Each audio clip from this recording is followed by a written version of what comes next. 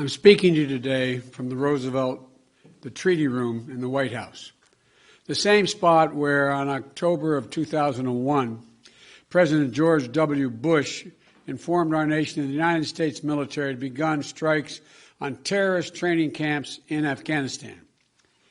It was just weeks after the terrorist attack on our nation that killed 2,977 innocent souls, that turned Lower Manhattan into a disaster area, destroyed parts of the Pentagon, and made hallowed ground of a field in Shanksville, Pennsylvania, and sparked an American promise that we would never forget. We went to Afghanistan in 2001 to root out al-Qaeda, to prevent future terrorist attacks against the United States planned from Afghanistan. Our objective was clear. The cause was just. Our NATO allies and partners rallied beside us. And I supported that military action along with overwhelming majority of the members of Congress.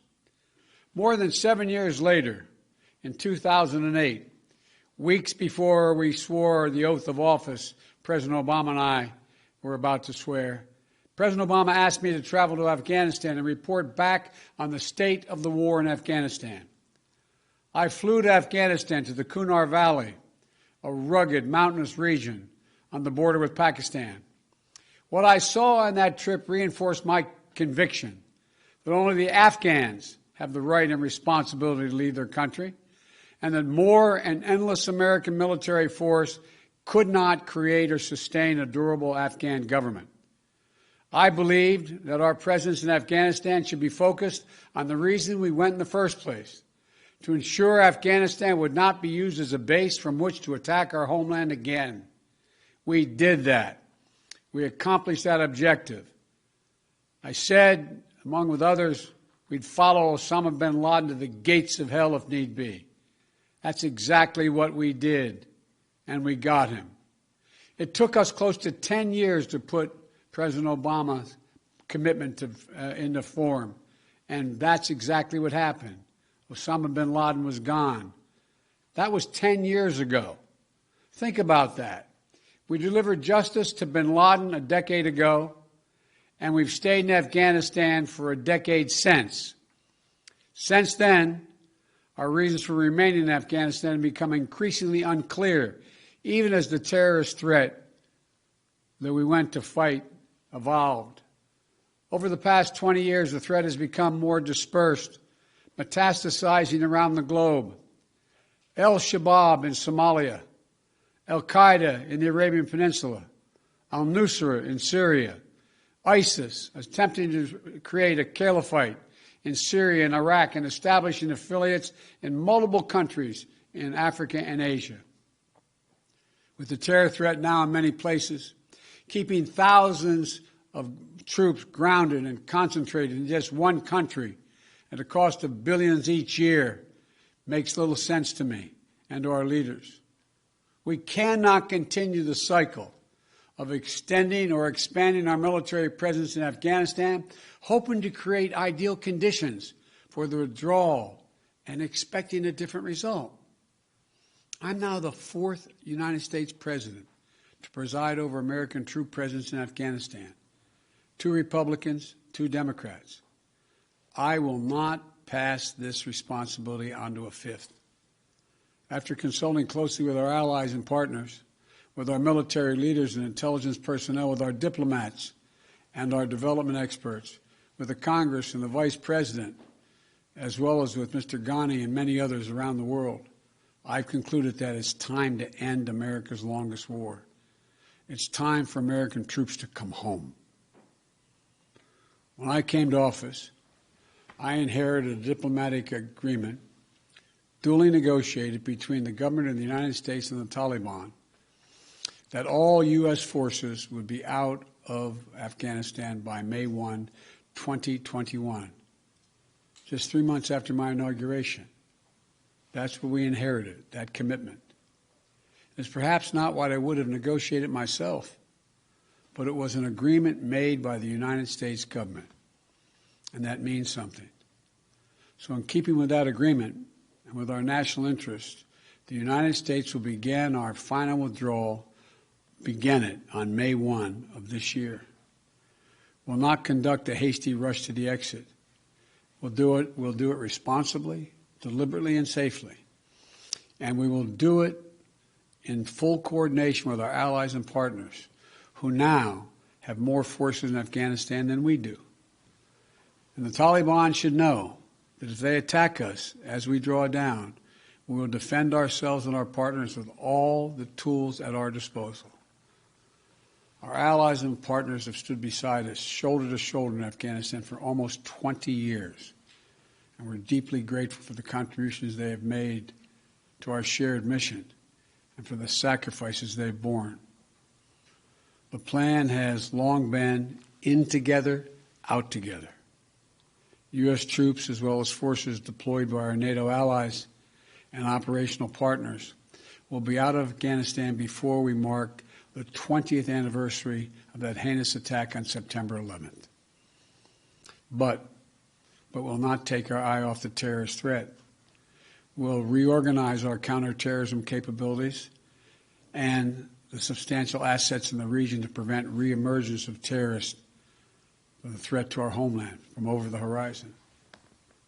We'll hold the Taliban accountable for its commitment not to allow any terrorist to threaten the United States or its allies from Afghan soil.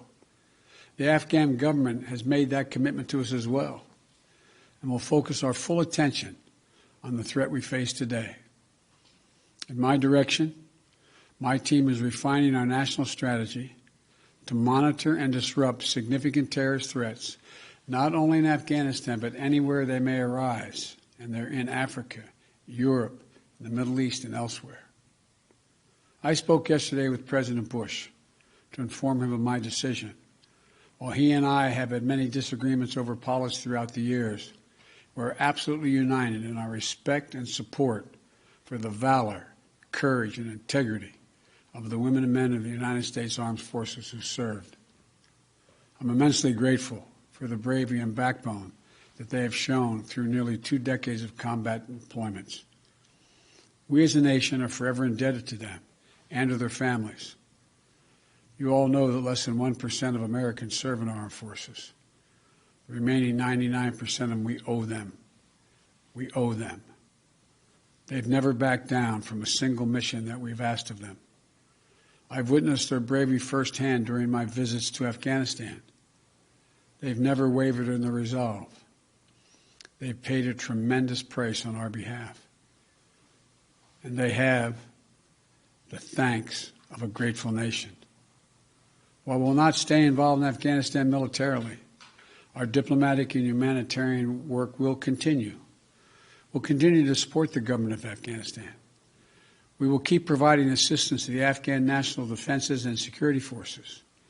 And along with our partners, we have trained and equipped a standing force of over 300,000 Afghan personnel today and hundreds of thousands over the past 2 decades.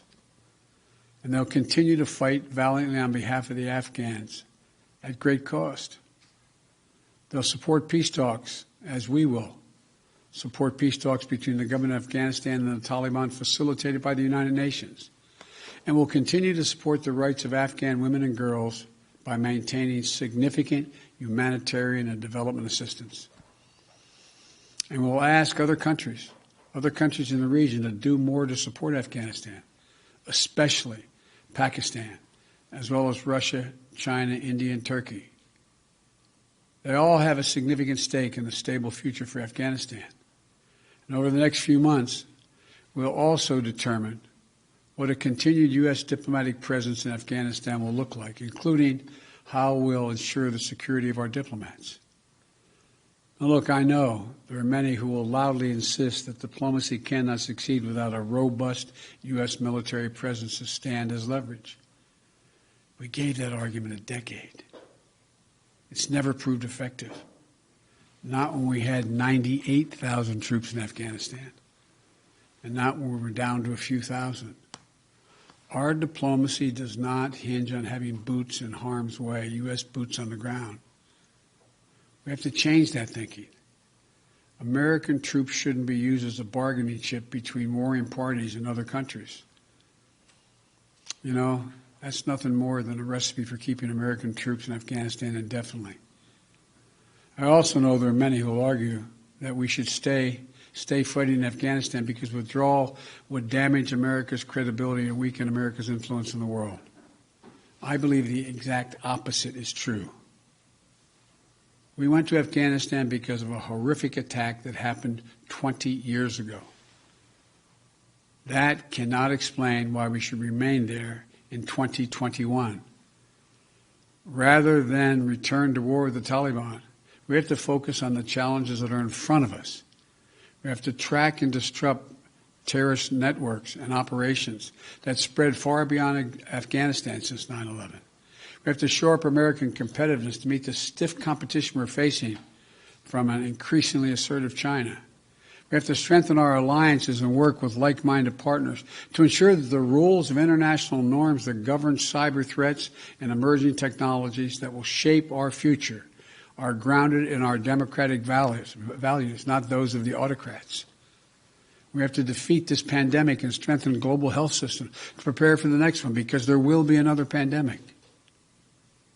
You know, we'll be much more formidable to our adversaries and competitors over the long term if we fight the battles for the next 20 years, not the last 20.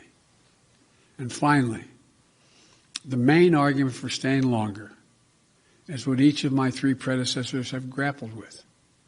No one wants to say that we should be in Afghanistan forever, but they insist now is not the right moment to leave.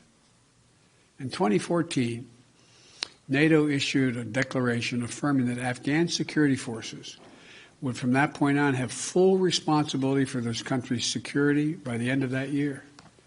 That was 7 years ago.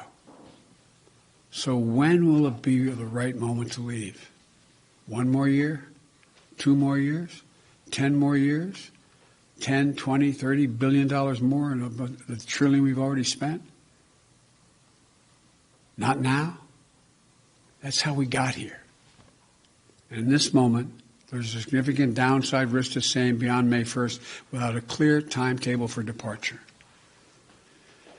If we instead pursue the approach where U.S. exit is tied to conditions on the ground, we have to have clear answers to the following questions. Just what conditions be required to allow us to depart? By what means and how long would it take to achieve them, if they could be achieved at all? And at what additional cost in lives and treasure? I've not heard any good answers to these questions. And if you can't answer them, in my view, we should not stay. The fact is that later today, I'm going to visit Arlington National Cemetery, Section 60. And that sacred memorial to American sacrifice, Section 60, is where our recent war dead are buried, including many of the women and men who died fighting in Afghanistan and Iraq. There's no comforting distance in history in Section 60. The grief is raw. It's a visceral reminder of the living cost of war. For the past 12 years, ever since I became vice president, I've carried with me a card that reminds me of the exact number of American troops killed in Iraq and Afghanistan. That exact number, not an approximation or rounded off number, because every one of those dead are sacred human beings who left behind entire families. An exact accounting of every single solitary one needs to be had. As of today, there are 2,488 U.S. troops and personnel who've died in Operation Enduring Freedom and Operation Freedom's Sentinel, our Afghanistan conflicts. 20,722 have been wounded. I'm the first president in 40 years who knows what it means to have a child serving in a war zone. And throughout this process, my North Star has been remembering what it was like when my late son Bo was deployed to Iraq. How proud he was to serve his country. How insistent he was to deploy with his unit. and the impact it had on him and all of us at home. We already have service members doing their duty in Afghanistan today whose parents served in the same war.